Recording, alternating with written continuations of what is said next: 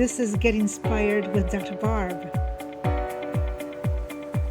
Hello, everyone. Welcome to another episode of Get Inspired with Dr. Barb. It's a special show because on the show, we talk about education. I interview incredible people who have something very interesting to say about education, how to improve it.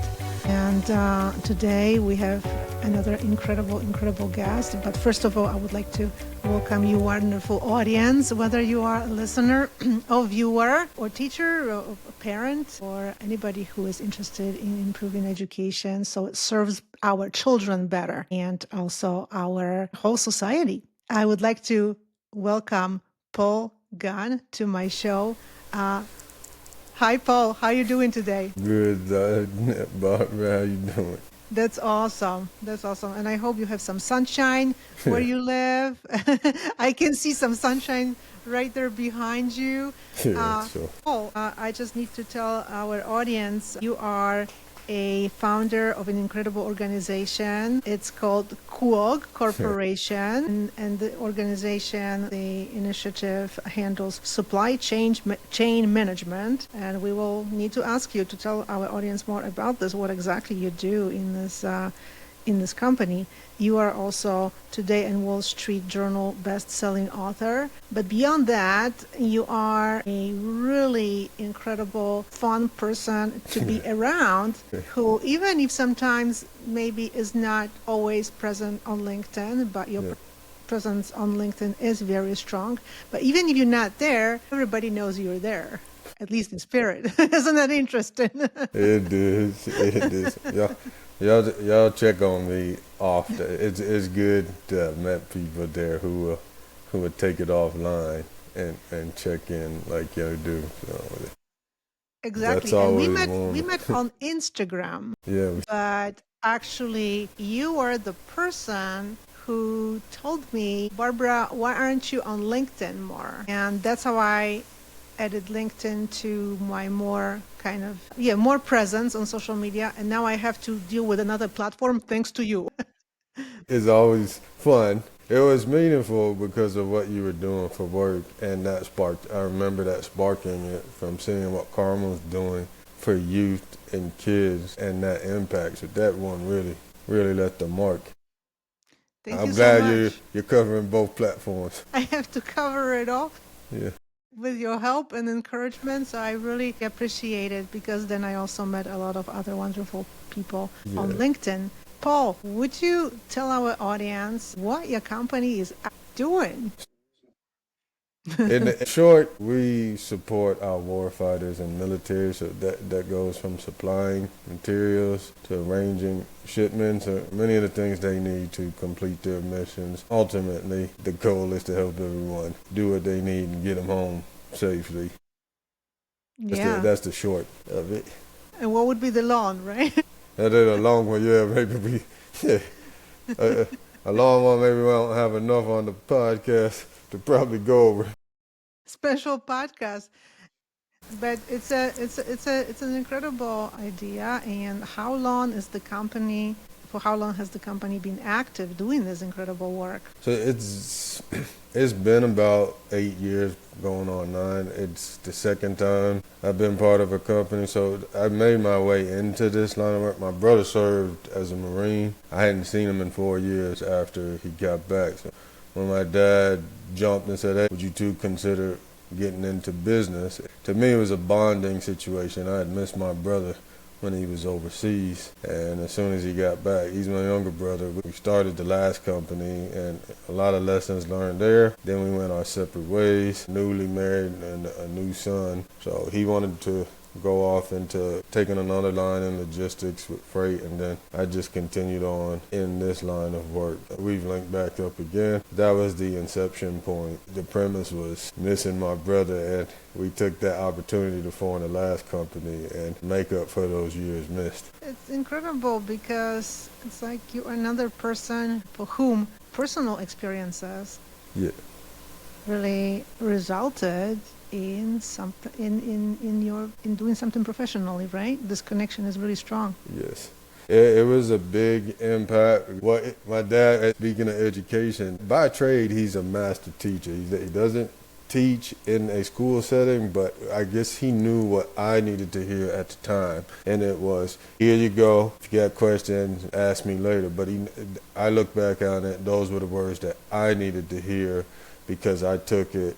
And my style of learning was to just give it to me and let me figure it out on the way. I made a lot of mistakes. There were a lot of things I didn't know about government contracting. Even though that was his profession, I had to learn and make the errors and ask him along the way. So my way of learning was then able to teach my brother based on his way of learning. And that was able to help us both. But yes, that personal tie is what really pushed everything through, even till now. The reason this company started now, that was in after we started the last one, I didn't want to even go back into entrepreneurship. I had enough. I was done. It was new. I said, I'm just going to go work in corporate. So I wanted to go and help someone else. So through the process of helping somebody else, the guy was like, I don't want to do and deal with all this paperwork. So show me how it's done. So in showing him, that's how cool I got started. Saying, fine, I'll just do it and then I'll help you in terms of where to go and how to gain the support. Yes. So, and you also, as you mentioned, I mean, because that's of the nature of the work, you contract with the government. So it is a lot of interaction with government directly, or what's the exact connection like as far as working with the government? I would say even though it's working, it's still a people business. Ultimately, we got the government side in terms of at least how I view it. They're trying to succeed and get their missions done the same way we're trying to be a support partner to them. So you do need to communicate, provide the different materials. So yeah, there is face-to-face, in quotation, interaction. I would say it gets back to people. For me, a purpose, how we take on every order. I often think of my brother. I just never forget the words when he came back talking about some of the stuff that he needed and what was needed in there, and how we play a vital role, or contractors in general play a vital role in getting them what they need. Whether it's $100 order or something more significant, premise and forefront in my mind is thinking of him. I'll give you one example. There was an order we did, and yes, I knew these were important to doing it, but it wasn't. I think I've told this story on some other place. I'm putting Comcast into the place where we live, and the other person on the phone was a Marine who was in the unit that we helped fix. And he said, I know you weren't really part of that unit, but what you did helped sustain what I was doing. And he just went on for 5 minutes thanking me on the phone about how important that was. And so it put a new light on to what we were doing, because he was just so grateful that he was home and we were able to be part of that. So he mentioned it in there, I wasn't directly responsible for him getting home, but we played a vital part in it. So that always leaves a seared mark on me. And taking things, I don't want to say too personal when things go wrong, but it sure is an igniter for why we do what we do. Yeah, I mean, the personal connections is very important. And I just wonder, are there a lot of companies like yours or not? That is something I have no idea about. There's a lot of companies. There's a lot of companies that are doing it now. There's a lot of companies who probably have capabilities who are not doing it, who just have not been pointed to it. Yeah, that's very interesting. But now, speaking about education, I know that this is something I've really thought about for the last year, something like that. A lot of young people want to start businesses, right? Yeah. They want to run their own businesses. Of course, it's not an easy thing to do. And you can tell us something about it, obviously. But when you think about it, and they should be doing it, if they want to do it, if they don't want to work for someone, but rather would like to start their own business. But the school educational system is not really preparing them much for this kind of pathway when you think about it. I don't think there is much preparation for that, even minimal. When you go back to your own school experiences, and even going back through elementary, middle school, high school, and beyond, do you remember any particular teachers, maybe even words they said to you that were particularly empowering for you, that potentially maybe even influenced your career as it is right now? So we just want to talk about these cool teachers whom you hopefully had. Okay, I did. I had one in particular in the 8th grade, and then I had one in college that was really impactful. So there's two things that transpired in between it, or actually one. So the 8th grade teacher, it was science, and I was having a difficult time in the biology class, and he was he taught at the university as well, but he also taught at the middle school that was nearby. And so I didn't think that I was going to pass the test. So when he walked over, he said, "What do you think you should have?" I said, "Well, I put in the effort. I believe I should at least get a C on this exam." And he said, "No, I've seen the effort. I've seen the work. You've come and asked me. I've seen you struggle. You've done the extra work. So, yes, that's what you feel you deserve, but from my standard, you get a B on this one." And I passed the class. It was just memorable to see that a teacher took a human side, where all of this time I was thinking he was just going to give a flat-out grade based on that, because I felt I did my best, but I was shortcoming of a B. And to see that he took the intangibles to account into the grade was meaningful. So I took that and carried that into high school. And the reason why I bring that one up, because in high school I had a teacher who just was the opposite. So the word seared with me for a while. She's like, "You're never going to be successful. You're never going to do what you need to do. You need to learn math, and if you don't learn math, you will not go on to the trajectory that you need to be." So there's a bit of stubbornness with me in there, so I just kind of left that teacher alone and was like, in so many words, I told her, "Well, watch what I do, and I won't need math," because there's still that part of my personality. And I even though I got past it, I carried those words into college. So they sat with me for the first 2 years until I had a biochemistry teacher who pulled me to the side and said, "No, I'm going to go in here and explain these things." And so he did similar to what that 8th grade teacher did. And he said, "Take out all the things you know about education. If you wanted it, you study, learn it, and really seek to learn. Don't seek to just pass grades." And at that time, it's something that was really bothering him as a collegiate professor, that the kids weren't really learning to learn. And so he said, "Take the time to learn." He says, "You're probably not going to get the A or B that you deserve, but how you develop this process is going to allow you to place the effort in things that go from there." And from there, I took what he put on as put in the effort, learn, become educated, versus just trying to pass. And that was able to transpire through and after college. So he was a very instrumental piece in doing it, because at that time I felt biochemistry was extremely difficult. Mm-hmm. It is difficult. Actually, chemistry was for some reason my favorite subject in school. Yeah. But I also had good teachers teaching this subject, so it maybe played a role. I'm not sure. But what I hear you saying really is what these good teachers who told you things that were inspiring and empowering, they believed in you. Yes.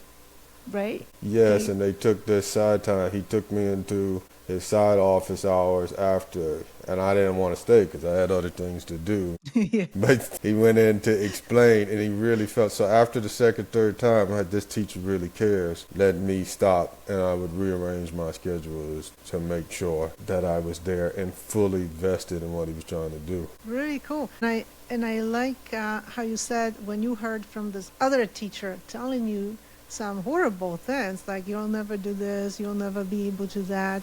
I have no idea if teachers who say things like that realize what they're saying or not. Yeah. We will not know, right? Obviously, the intentions. But some kids, like you at that time, will say, well, I'm just going to do opposite. I'm just going to prove to you that what you're saying is just really not, it's just not going to happen. I'm going to prove it to you. But you take another kid, and it's going to have a crushing effect on them. Yeah. It's going to make them believe that they cannot do it, they will not do it. I mean, that's the most horrible thing, right? Well, so I've volunteered. I would agree with you. I've actually. So our son was at a school, especially during the pandemic. It was at a Montessori, and they allowed parents to come in when they were specifically asking for fathers to come in to have some male readers at the school to give that example. Yeah. So we go in and I'm reading to half of the student body. So you would read with the young ladies and you'd read with the young men. And so you get in there and you see some of the young boys that would tell you, well, the teacher told me I can't read. And I'm reading with them and saying, yes, you can read. Let's go ahead and do it. And they're like, well, the teacher said I can't read. So you have to go in and you see the stuff, as to your point, some kids take that serious and it just kills their whole morale and what's going on. So after the time when I would sit and read, then they've matriculated. Some of them I've seen here because they'll go play with our son, and the parents are saying since they've either left that school or they were able to hear back and push with some of the stuff you relay to them, their child has now moved on to embracing what they can do. But the teachers do have an impact on some of the things they say, and it's quite frustrating to live it, and then to see how it still is perpetuated in school. Yeah, they say sometimes words don't really mean that much. It's all about actions. Well, in teaching, teachers primarily work with their words. What they say is really crucial, and I don't know if not everybody realizes this, but it can be very detrimental for young students.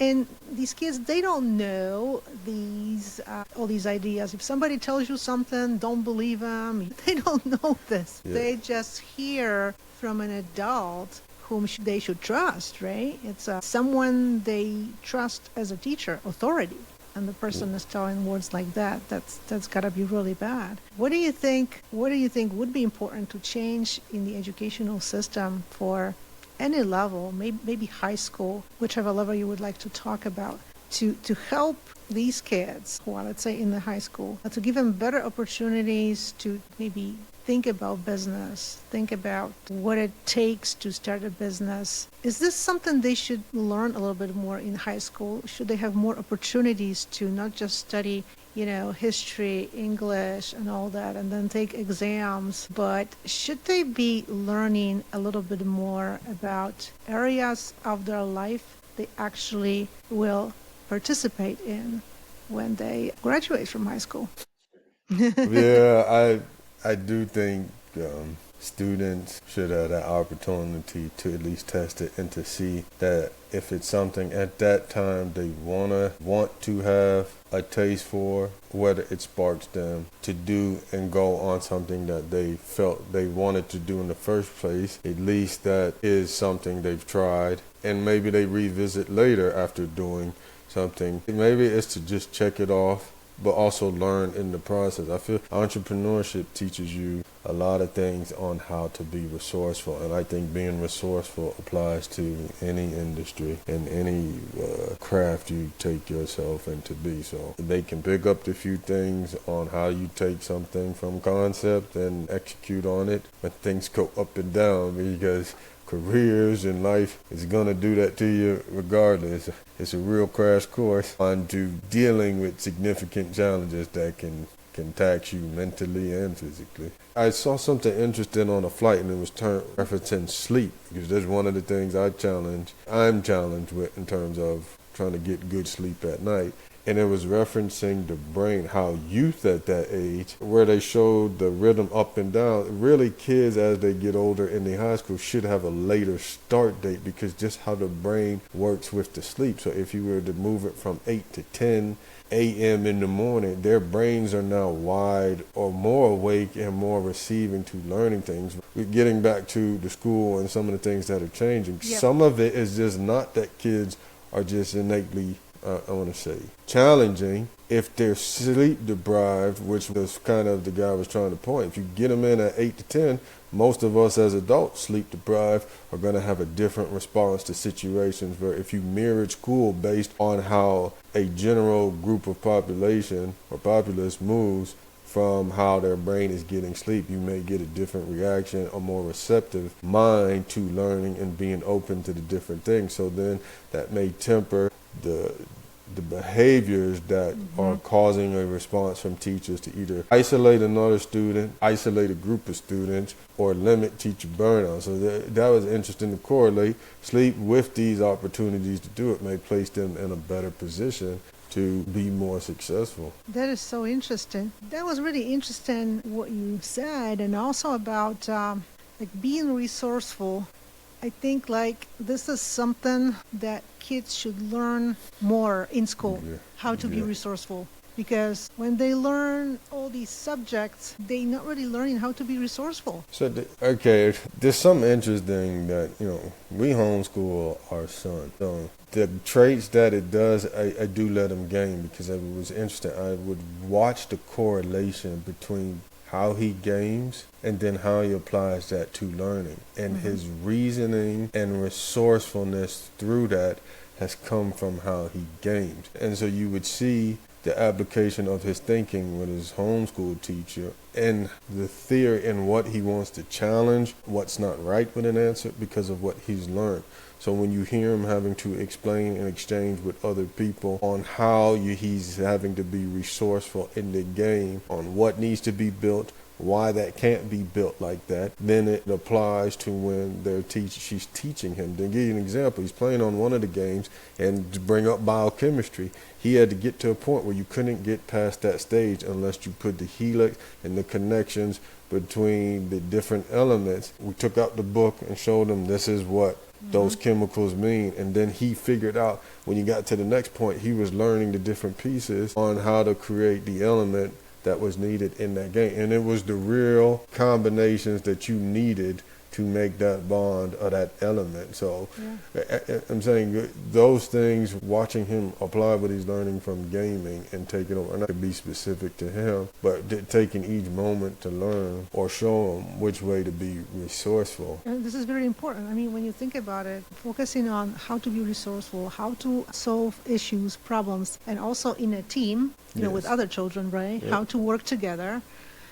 It's just so important, and it needs to be the focus starting with early education. This is not something to start and changing education like in, middle or high school. You have to start teaching in that way as soon as possible. Yes. So that's what kids really know, and they just kind of advanced with different projects. They can, yes, we can use gaming. I think and technology can be incredible here because you can really individualize learning, right, and tailor to what the students are interested in. But also they can design, they can maybe create something, they can design something. I remember when some of the little kids who were a part of my literacy clinics, they had an idea how to do something together, and the idea was how to design prosthetics for animals. Let's say if a turtle loses its leg or bunny, seriously, they got into thinking, how do we do it? And they learned about all kinds of stuff, mechanics, engineering, some aspects like that, in order to put together something from they use paper and wood, but they had to learn some ideas and knowledge, how that works, what you even do to think of something like that. So this work together, collaboration, I hear so many people talk about this, and you do too, how important it is, being resourceful. We don't teach this to children really much at all.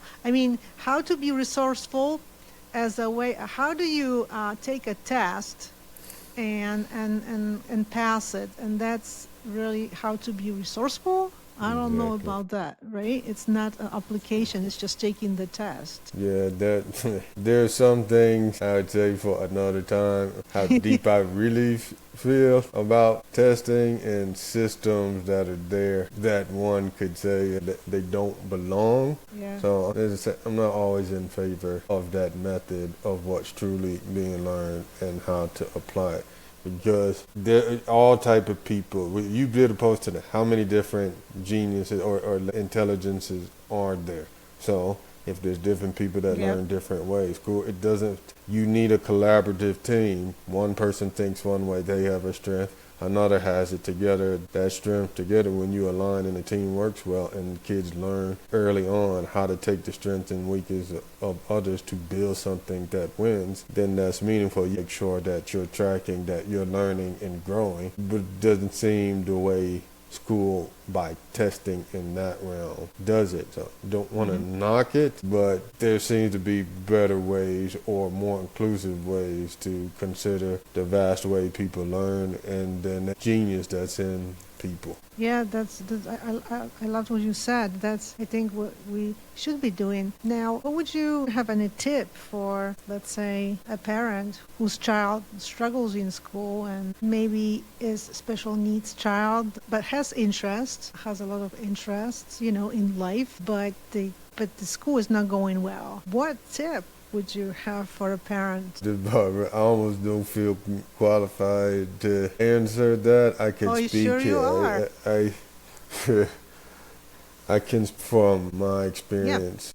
No. As a parent, you almost put aside the fact that there's the teacher and that you're the parent, and then went in and said, look, this is just not going to work. We need to come up with a solution because the intangibles that are being done right now are causing a suffering and a grave danger to the current situation of the child and the future one. And if things don't mitigate, yeah, I know they tell you to take the chain of command to deal with it, but in our situation, we were able to pull them out after giving the ties because of what was physically and mentally being done was just far above any line or standard that need to be taken. But the first infraction I would say that was that I was able to step in as the parent to school, to volunteering at the school to get a real pulse onto what was going on. So that's how I injected myself as reading at the school and getting a check down of what this teacher was doing.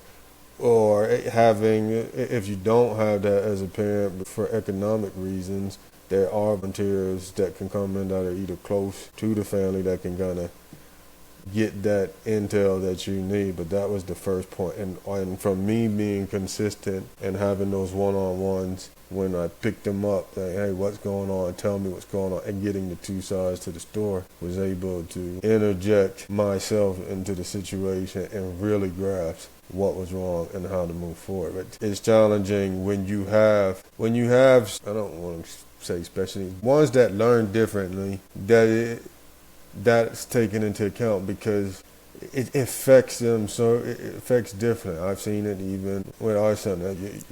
You have that level of kindness, you want to be able to help everyone, and they take the things real seriously, and you have to have a frank and direct conversation. I had to learn even in my exchange to get just direct to the point in the origin. Don't sugarcoat anything, to want to know the truth. So I would always hear, oh, you can't say that to a young child, but I learned in that process when I was direct and just put things as they are. There was a more receptive way to deal with the root. This is the root, how do we get past it? Paul, you started by saying that you don't know if you feel qualified, but this was like the best answer I've ever heard. Yeah. As far as the parent giving a tip, because you said it in a way, it sounded very collaboratively, speaking with the teacher, right? We need to work on something together. So it's inviting to collaboration, which and that's always very hard because as a parent, you have to collaborate. Everybody has something to say, and you have to collaborate with the teachers, with the school. There is no one way. It's not just your way, but you have to collaborate. But at the same time, you use the word danger. If we don't do something, currently what's happening is causing danger to my child. And then the parent can specify the danger. I mean, it's just not going well. It will result in A, B, C. So you are collaborative, but at the same time, you use the words that are strong. Yes. They are describing what can happen if we don't do something that makes sense for the child. So it's a two kind of way, collaboration, but also seriousness of the situation, which makes and warrants using serious, strong words in a collaborative way. Hey, that was genius. I have to tell you. Thank It you. really is amazing because that's, I think, what parents need some help with that. There's so many parents who struggle with this daily, how to collaborate, how to communicate with the school, with the teachers, with the educational system. These are not easy things. And when you think about it, there are not as many resources that would teach about it. It's very hard for many parents. They struggle with that for sure. So what do you do? And I think that was perfect and that was brilliant. That's going to be a clip right there on social media. Seriously. Yeah. I can tell you what came from that because I don't feel like I was the only isolated one in there. Yes, there's good teachers. Yes, there's ones that could use improvement. And then you do have the ones that just don't. But what happened in that situation, because I was so front and center at the school, when other parents heard what happened, why we had pulled our son from that school, they then started reaching out. Okay, well, I'm dealing with this, I'm dealing with that. Can you tell me where you went next? So there was a mass say, okay, that was the line drawn, because if there's this, if he's voicing this and he's being a help, then you're getting information that's helpful that their children would not always say, but our son would then say, hey, they're dealing with this. So they were able to exchange with me and my wife on basically what was going on, and they were able to get their own formation on, that's just not right. I didn't know this was going on. My child wasn't telling me this. So sometimes a parent taking that initiative to do it may help other ones who are not voicing it, who are dealing with it. And you would find out some parents were dealing even with worse situations than what we were dealing with, but our action to move is what did it. And what that action was for me, which was the straw, which really set a precedence with those parents. I went to go pick them up after voicing these situations, and the teacher comes to me and says, I'm an unfit father. I am not fit to raise our son because I'm being so involved at the school to help the situation. So I just took him and just drove off, and we pulled him that day after there, because I just felt that there was a line already crossed with the situation. But to then voice that to me as a teacher, where it was just a line that was not proper. I mean, you were disrespected as a parent because parents are really qualified to speak about the children. They know their children. Yeah. So any kind of situation in which sort of like teachers trying to like separate the parent from the situation about the child is definitely not a good one. That would be a red flag for me too, because it is about collaboration between the parents and the teacher. Yes. And understanding that parents are experts, they know about the children. So their information that they have about the child should be used by the school. So anything else opposite, it would be a total red flag for me too.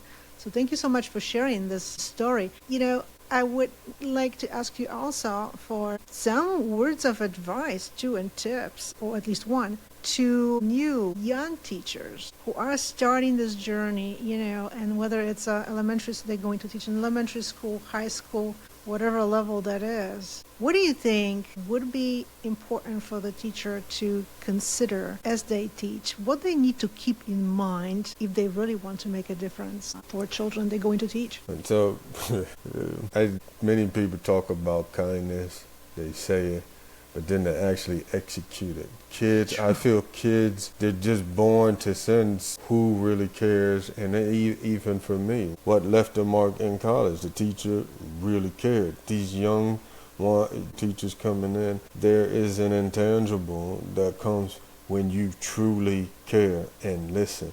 So, and by that could mean if you have the challenging student in your class, that is then affecting the 5 other ones that you know are quiet, who are never going to say anything, but are doing their best, where you set that standard where, look, this is not going to apply. Everyone gets a fair chance.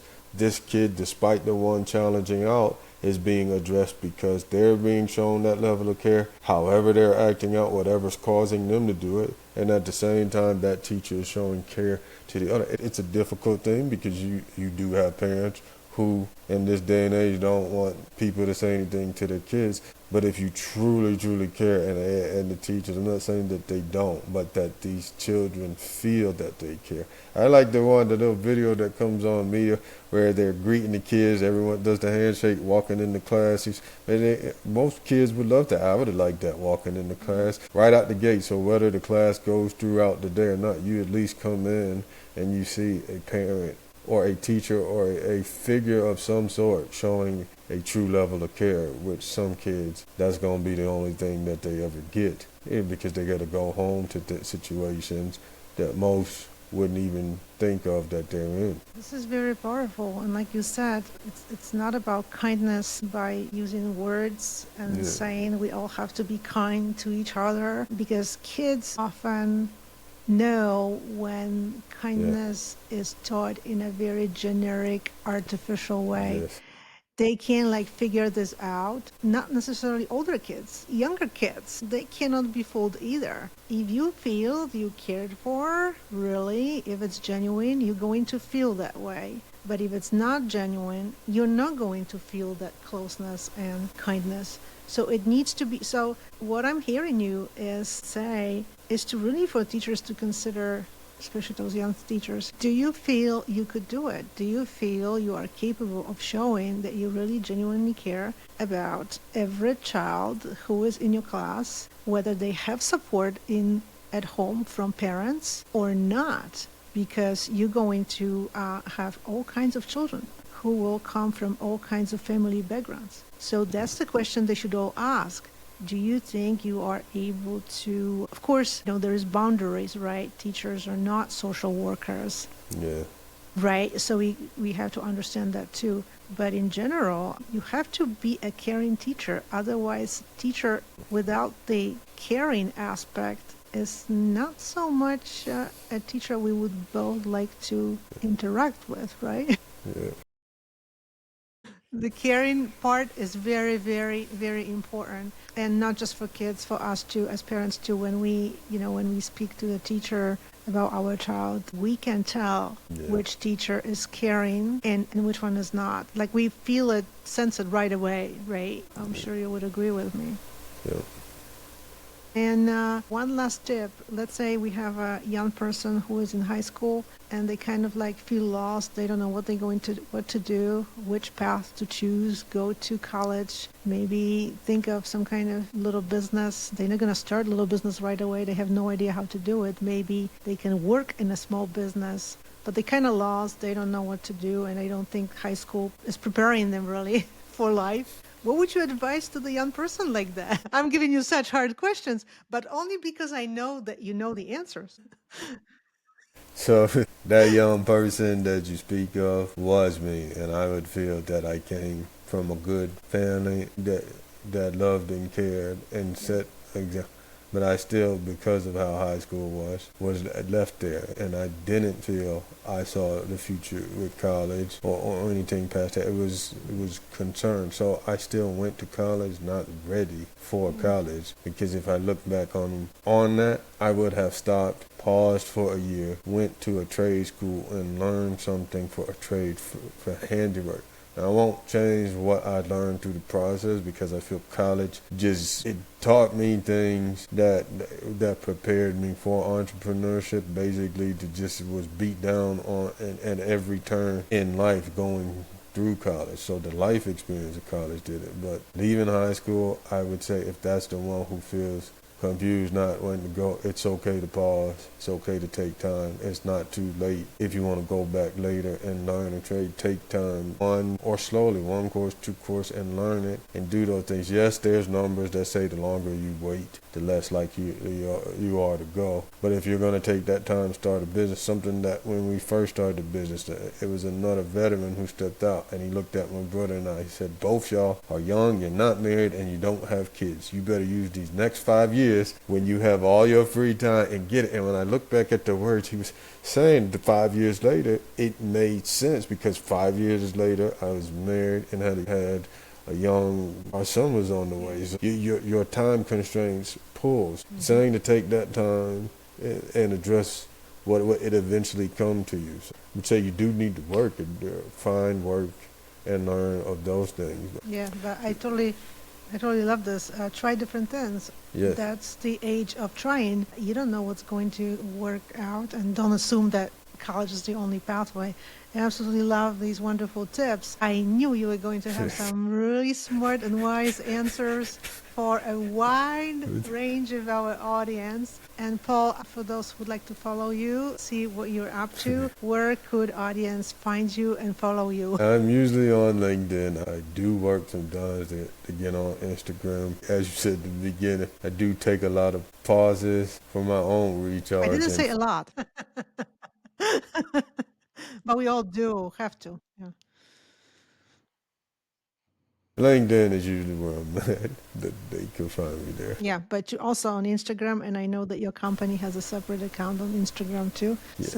So people can follow you too and see what you're doing really. And for those who would like to know more about the running their business, things like that, they really should look up to those who are doing something really cool right now, and that's what you are doing. So that would be wonderful. Thank you so much for this wonderful chat.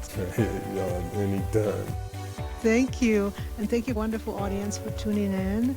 As usually, I'm going to ask you to follow the show, share this wonderful episode, because I think there is some gold that Paul just threw here in our chat.